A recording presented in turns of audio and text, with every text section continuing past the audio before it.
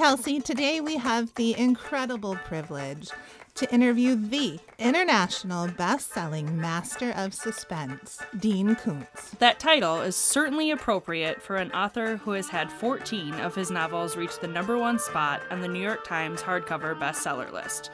You might have heard of a few of these: One Door Away from Heaven, From the Corner of His Eye, Intensity, Soul Survivor, The Husband, What the Night Knows, and 77 Shadow Street. Kelsey, he's only one of a dozen writers to have reached that milestone. He's also had 16 paperbacks reach the top spot on the bestseller list as well. Dean Koontz was born and raised in Philadelphia and graduated from Shippensburg State College, now called Shippensburg University.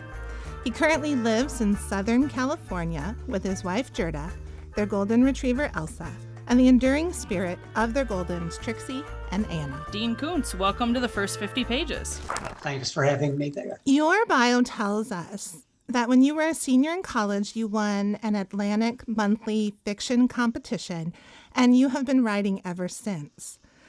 To reach the level of success that you've had as a writer, words like determination, perseverance, grit, risk, and even faith come to mind for me. I've never read any account that says you were an overnight success.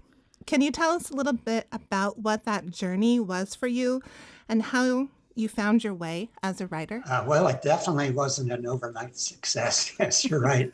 I think it was about 15 or 16 years from the day I sold the first novel till we ever had anything on the bestseller list. And it was, sometimes I felt like I was a dray horse hooked to a very heavy wagon and was pulling it uphill. I once said to a graduating class where I was the speaker at during college graduation, I said, every graduate speaker tells you the world needs you, they want you, they need your energy, your new ideas, and they can't wait for you to graduate. I'm here to tell you, they don't want you, they don't like your new ideas, and they're going to make it hell on you to get anywhere. That was sort of my own experience, especially as I began to mix genres.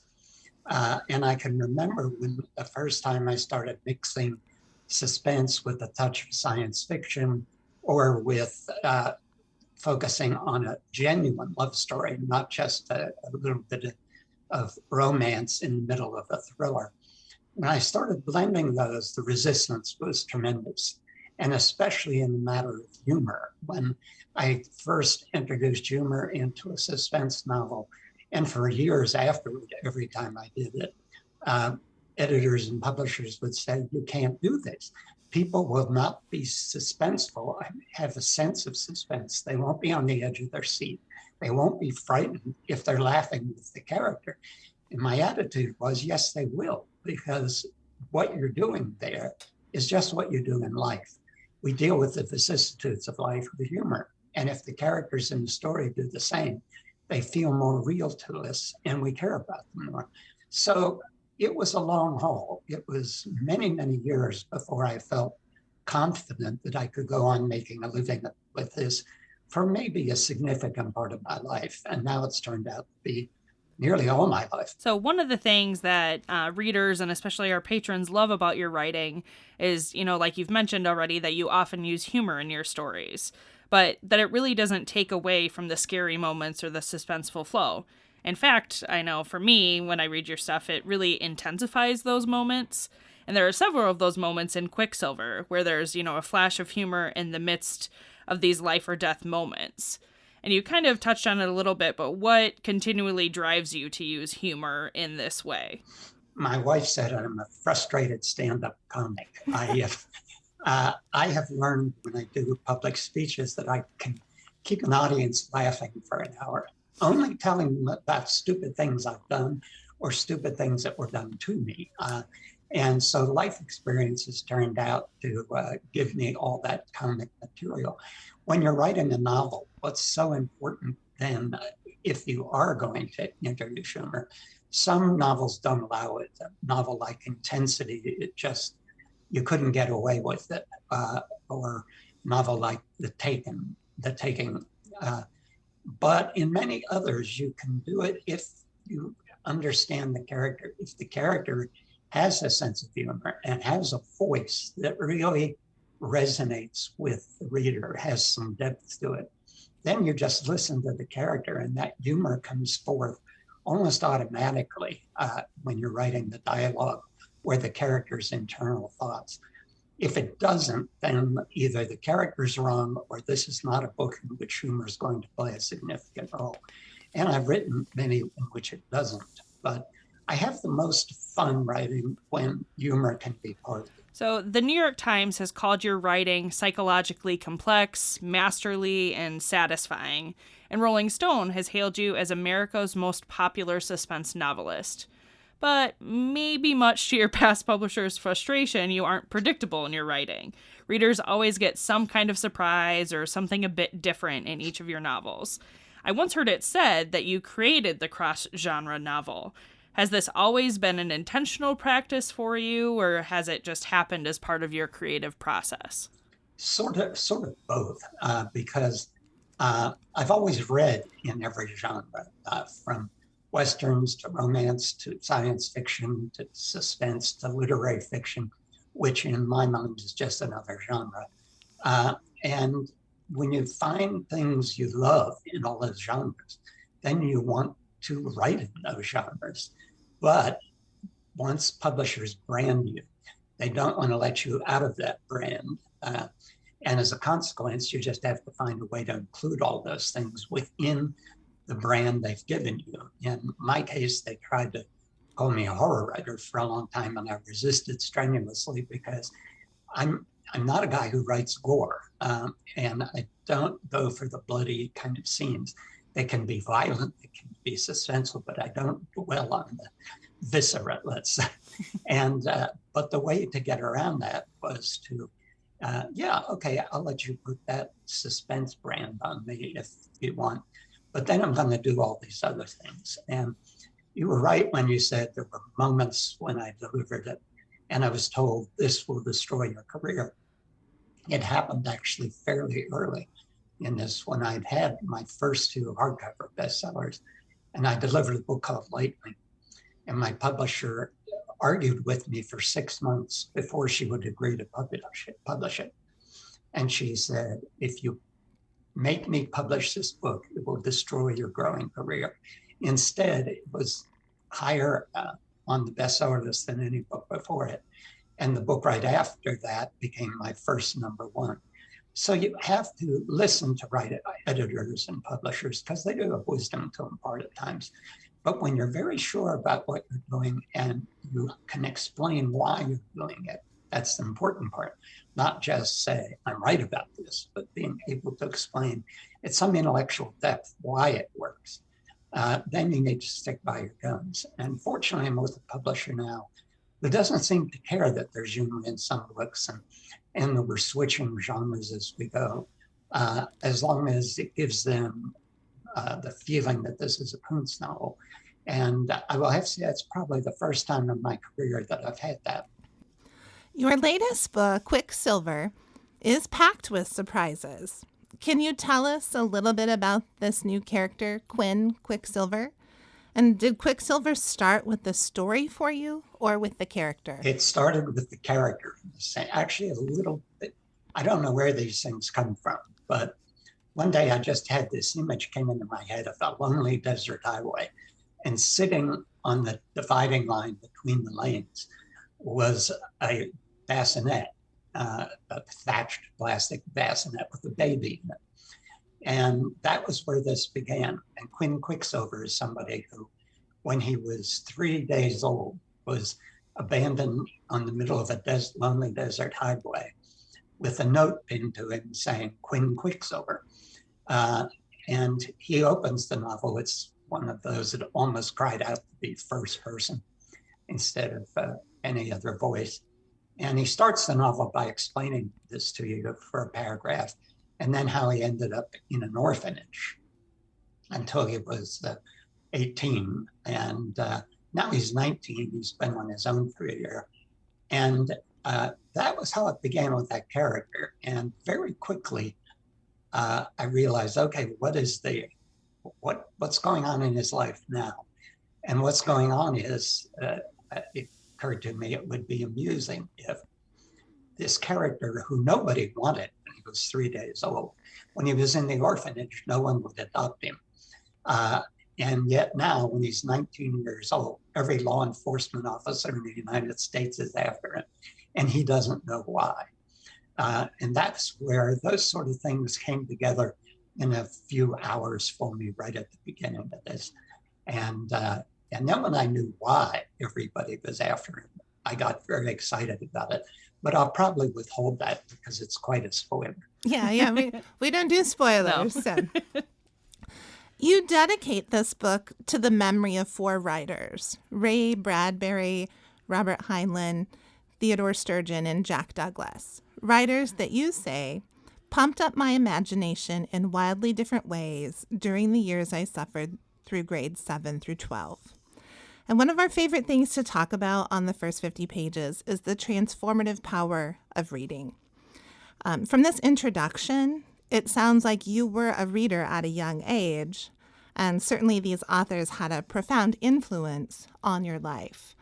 Can you talk a little bit about just the transformative power of reading in your own life? It was great. I started reading when I was very young. And by the time I was 12, in those days, I don't know how it works now, but our small town library had children and young adult section, an adult section. And if you were not 18, you couldn't go into the adult section. And the worst books in it were things like Peyton Place and that, but you were not allowed in there. But by the time I was 12, I had literally read every book in the children and young adult section.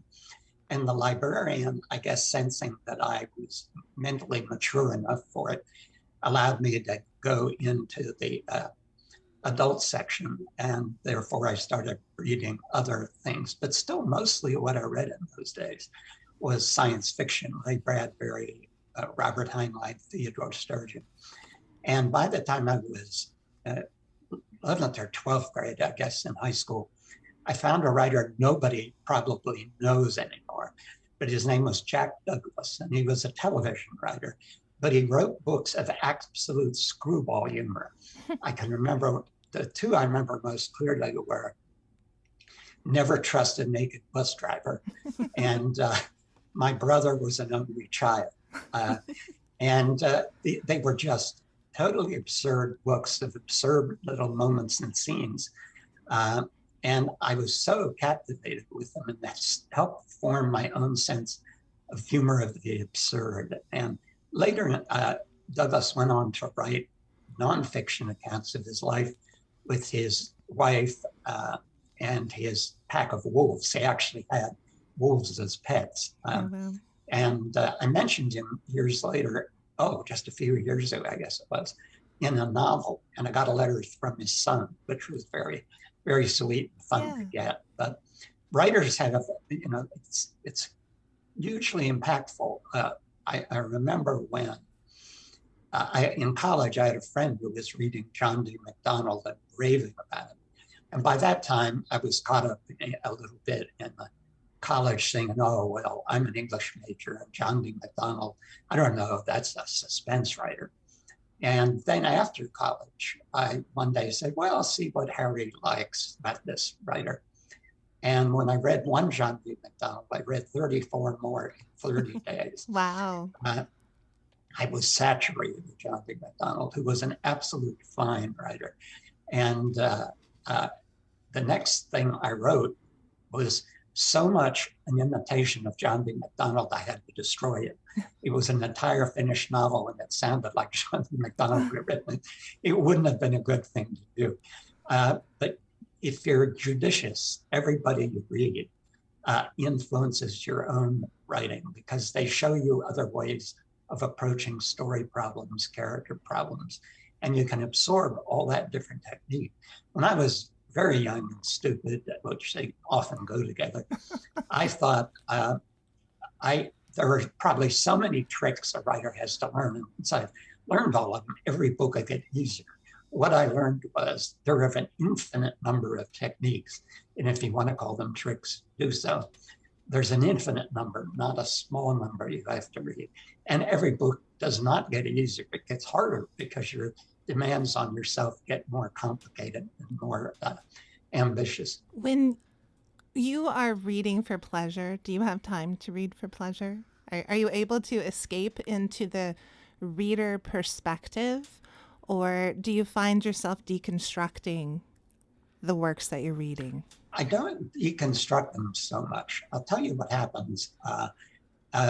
In last few years, I thought I need to go back and read some things that I loved 40 years ago and see if I was right or wrong. What will I think of them today? And for the most part, what I love then still holds up. Although once in a while you go back and think, you read something and what in the world did I see in that? But one thing that does happen is once you've read a lot and once you've written a lot and you hopefully have gotten better, I don't have patience for badly written things anymore or borderline badly written things. Somebody who makes fundamental errors that the publisher didn't bother to catch, I get angry about it. I used to feel that if I started a book, I had to read it to the end. These days, I don't feel that way. If I read 30 pages or 40 pages and I'm saying, this makes no sense or this is poorly constructed, then I just put it aside because life is too short. There's too many good books, right? There's too many good books. And also because of what I write, research is really important. And I find myself reading a great deal of research. So that limits my pleasure reading time, though I still have. Yeah, I think I remember reading in one of the answers that you gave to somebody's question about your writing and your process that I think you said in there that you read some like over 150 books a year as part of, honing your craft and research and all that. And I was like, I don't even think I get to 150 books a year being a librarian. So that's pretty amazing. When my wife and I were first married, we didn't have a TV set because we couldn't afford one. And we ended up not getting one for 8 or 10 years.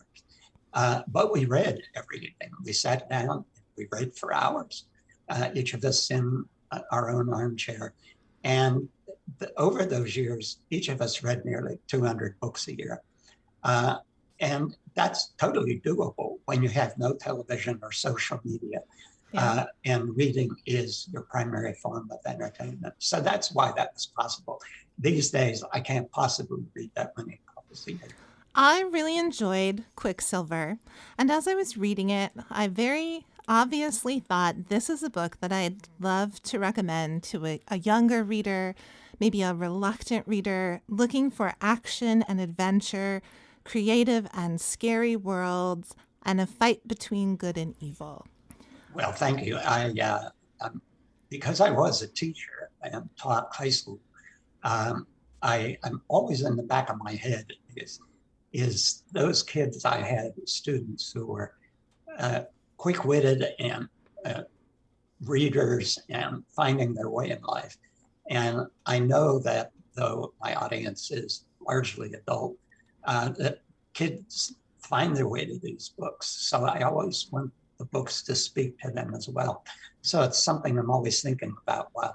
Sometimes with the reluctant readers, it does take kind of a special hook to get them into reading the story. And I think, like we mentioned earlier, there's enough of the surprises, enough humor, enough action, that it really will keep the attention of readers. And a thing I think about with young people, we're living in a world where there's a lot of forces that say, oh, there's really no such thing as evil. It's just, there's bad decisions and there's reasons that people make those bad decisions. And I come from a different perspective. There is good and there is evil. And I think young people need to be able to have the tools to recognize the difference. And so that's always part of what I'm also doing in these books. So thank you for recommending. Of course. Speaking of good in the world, you've been a longtime supporter of Canine Companions for Independence. Could you tell us a little bit about that organization and why they have such a special place in your heart? CCI, Canine Companions for Independence, produces assistance dogs for people with severe disabilities, and also now for autistic children. And the dogs in the autistic cases with autistic children are amazing, especially amazing. I've seen situations where autistic children with very bad behavior get it's called a socializing dog in that case. And the very fact of having that well-trained dog that relates to the child takes the child's bad behavior away. And it's an amazing thing to watch. The autism is still there, but the child is happier, and the child's parents have a great strain removed from them. I've seen people who are quadriplegics who can't live alone, and they live alone with an assistance dog trained by CCI. It's one of the most moving and fascinating things I've ever seen, is the power of the human-dog bond. And these dogs, what they can learn and what they can do for these people goes beyond just opening doors or picking up dropped objects, which people in a wheelchair can't do. And all those many tasks these dogs can learn. It goes beyond that. It goes to a relationship that's on the level of the soul. And it's a profound thing to watch. We've been involved with them now for, it must be going on 35 years. And it's one of the most satisfying things about life is going to those graduations and seeing these lives transform. I just share a quick story with you. When I first started working in the public library, I was helping somebody find books about dogs. Do you have books about dogs? Yes, let me show you where they're at. And I happened to just kind of skim by this book in the nonfiction I think it was probably written by Trixie or Anna, one of your golden retrievers, right? With the Dean Koontz as told to Dean Koontz. But I was like, is Dean Koontz, right? What? And it was such an enjoyable kind of, I flipped through the book and I'm like, oh, that's fun, and it just a very different side of what, people see you as this master of suspense. But you really have some touching memoirs and some just fun books from that dog perspective. It's, I don't believe in former lives, but if I had one, I was probably a golden retriever. I have such affinity for golden retrievers. And it became natural that Trixie would become a writer. I mean, she's a Koontz, so she had to become a writer. And she wrote a total of 4 books. Life is Good, Christmas is Good, I, Trixie, Who Am Dog, and Trixie and Jinx, which was a friend of ours, a dog. And I had so much fun with those that when we lost Trixie and then Anna came along, one day I thought, oh, Anna's got a book in her. Trixie's publisher kept pressing me. And I said, oh, let's do a Dear Abby for dogs. And it'll be called Ask Anna. And we did a photo book of dogs with question on one page and Anna on the next page answering it. I had so much fun with those. I don't know that they sold terribly well, but I had a lot of fun. Well, we have them in the public library, so for sure. On your website, I stumbled across the For Collectors page on deankoontz.com. And there are some really interesting stories there. And of course, as librarians, we strive to help people find correct information. And this part of your website is designed to correct misinformation on your work. And so I can't let you leave without asking, are you currently working on a memoir, or do you have plans for one in the near future? My wife has been pushing me for years, saying, you have got to get to work on a memoir about the career because there's so many interesting stories in it. I've worked with a lot of people that were a pleasure to work with, like Steve Sommers, the director of The Mummy, and then people like Bob Weinstein, who weren't so much fun to work with. And all the stories tend to end up funny at the time, especially in Hollywood, when you're going through the ordeal. It doesn't seem funny, but afterward, when you have time to think about it, almost everything becomes amusing. So after having written A Big Little Life, which was a memoir about our dog Trixie and our relationship with her, and it did succeed quite well. It was on the New York Times. I have had a bug in my head about writing a memoir about the career, and I think I will get to it before it's too late. But fiction always sort of comes first, and I'm having a ball with it. I'm more creative, I think, with this new publisher that's so supportive than I've been in years. And more ideas are coming to me, and they're more exciting. But I'm going to find some time in there to start writing a memoir. Well, I know I can speak for readers across the world. We will be excited to have that in our hands someday. Well, okay, I might not start at the 85, but I will get to it. So in the advanced reader copy that we have of Quicksilver, your editor, Jessica Tribble Wells, writes in the introduction to the book, "Working with Dean is a masterclass in storytelling, structurally sound, fantastical ideas, and grounded in the core of goodness that we all hope is at the heart of humanity. I hope people like Quinn Quicksilver and his friends really do exist, and that they are fighting the good fight for all of us." We honestly really couldn't agree more. Well, Jessica is my editor. I love her middle name, Tribble. If you know some Star Trek episodes, that has resonance. But yeah, it's, as I said, the great thing about working with Thomas and Mercer, which is an Amazon company, is the enthusiasm, support, and the understanding about what I'm doing. And that hasn't always been there. So it's exciting, and I hope I can keep doing it for quite a while. We hope so too. Yeah. Thank you for taking the time to talk with us today, Dean. We know that readers will find much to love in Quicksilver. Thank you very much for having me.